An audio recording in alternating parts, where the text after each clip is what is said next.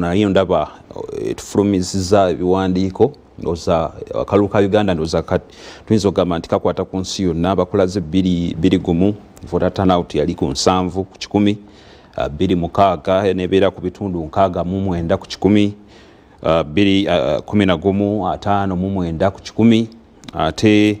mwaka 2016 nebeera ku bitundu 6 mu 8 ku 10 nga mulundi ogwasembye ogwa 2021 batulaga nti yali ku bitundu 5 mu 9 ku 10. Sebo mwami Seruwoza sebo wabadde otadde ekibuuzo ku mpewo ku X twogera ku babaka abakoze obulungi nabagambi bagende ku BBS Telefina kubuuza nti Ssenyonyi akoze obulungi ye ng'ate abantu bamwesimbye ku fenga tetuyomba abantu bano bakuzeemu ndaba ku mukutu guno gwa X ogwani ogugwo ogwa BBS Telefina BBS Telefina ataddeyo post ku saa 3:6 abantu bataddeyo comments waliwo bayitambazira agambe Honorable Ssenyonyi fantastic musajja mukozi ate musajja mutegeevu nnyo omulala Sserunjoji Ahmed n'abakojjangi ate Joro Ssenyonyi akoze bulungi era tumwenyumirizamu nga ffe ab'enkyukakyuka omulala Namuyenga n'agamba BBS mwali kuweereza mu kutuufu Ssenyonyi asusse ne ku bye twasuubira okukola okusinziira kino kyekisanja ky'ekisoose mu palamenti ze musawo Peter Okamirana Medical Center Bulenge okoma Nsimbi. So point enkulu nti okukola obulungi kiryoke ne demokrasia yali tategeezanga nti bw'okola obulungi tovuganyizibwa otyo era omuntu akyogera ekyo aba akwatiddwa kansa wa Mwami Museveni. Kansa ki? Mwami Museveni mu 2005 yakyusa ssemateeka nga yekkayi Munnayuganda agaanibwa okwesimbawo nga abakikyusa bagamba nzijukira mwami Mama Mbabazi argument zakola ku floor ya parliament nti Mwami Museveni akoze bulungi nnyo tatusana kumusubwa ssemateeka ali mugamba akome ku kisanja ekyo n'agamba akoze bulungi tusana kumusubwa kakati bano abalowooza nti okuvuganyizibwa tekuliwo ku babi bokka nti abantu abakoze obulungi bakufiirawo kakati oyo aba akwatiddwa kansa oyo ogamba nti nno omulungi tawummula kyogamba Winnie Kiza yali mubi yali leader of opposition yagana buganyi yagamba atenga ku Hansard babeka babaka n'abali mu parliament olwaleero abakoze Winnie Kiza byakola yali mubi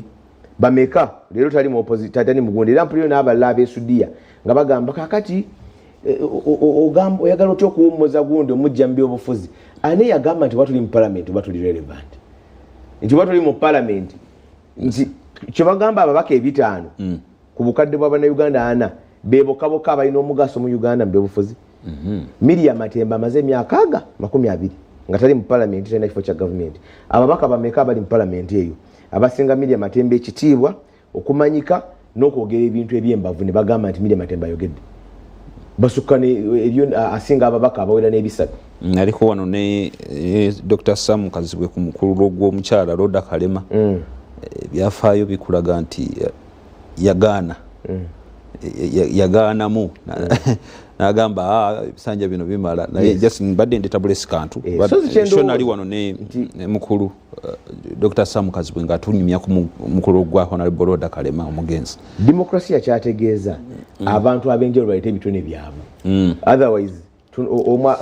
onalaba ate ekitone ky'omulala ng'ate otakoze eki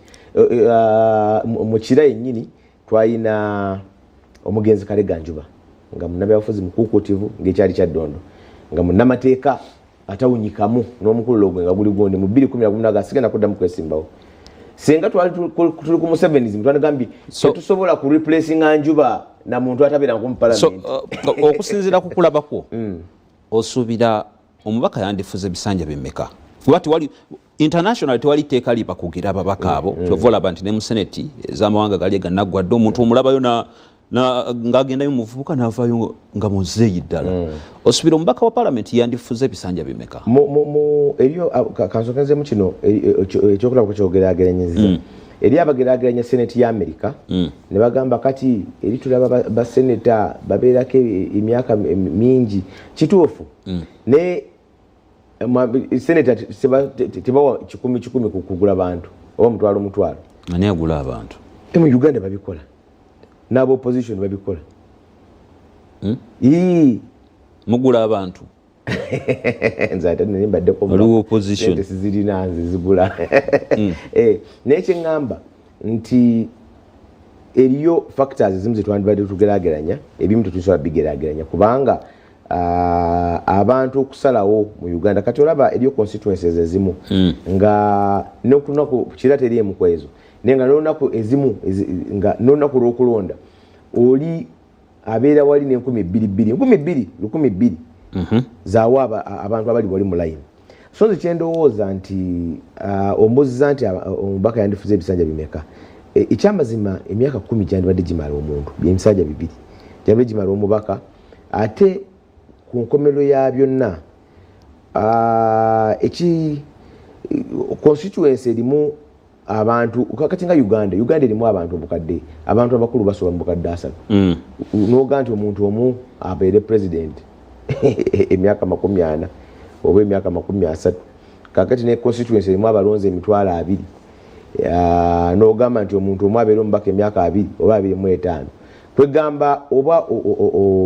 ojeewo chance y'abantu okuleta ideas empya n'amaanyi amapya ne energy empya ate n'ekyokubiri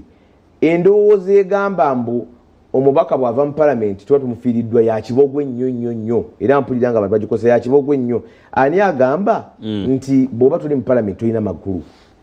nti oyo aba afuuse irrelevant batalina makulu kyemugamba ababaka parliament senga bakyali bwe kityo senga abo bemugamba nti abadde mu parliament emyaka 10-15 2 kitegeeza ebizibu byaffe byonna byandiweddewo kubanga bw'oba ogamba nti ono lwaki omugjawo ojjawo otyo ono teri agenda kumugjawo kwe kumutta lwaki ogamba nti babatali mu parliament talina makulu kyemugamba abantu bali mu parliament kubanga kitegeeza bw'abaddeyo ebizibu byaffe byonna byandibadde biweddewo nti atulaba kino tugenda kifiirwa senga ono ava mu parliament so nze ndowooza nti endowooza eyo ereetebwa abantu bannakigwanyizi yakweyagaliza na kuwudiisa bannayuganda okay mbaddeko wano ne njijukira waliwo munnayuganda